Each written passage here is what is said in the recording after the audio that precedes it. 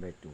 What are the pros cons of using the backhand spin serve versus versus versus uh, forehand smash and different scenario?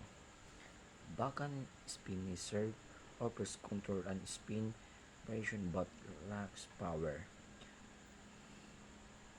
Forehand smash provides the power and finishing ability but requires precision and good positioning. Okay, number 2 question. How would you evaluate the effectiveness of a particular serve or spin technique in a dis- disrupting your opponent? Okay.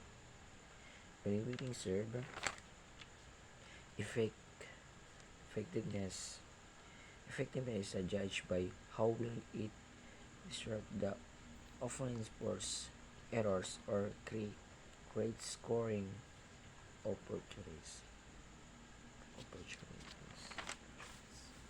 Number 3 question.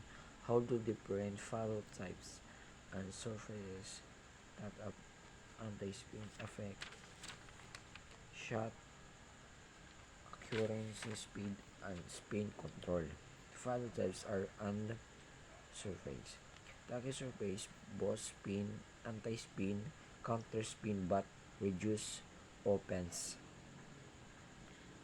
Next, and speed focus follow prioritize power while all-around follows provide versatility, versatility, versatility.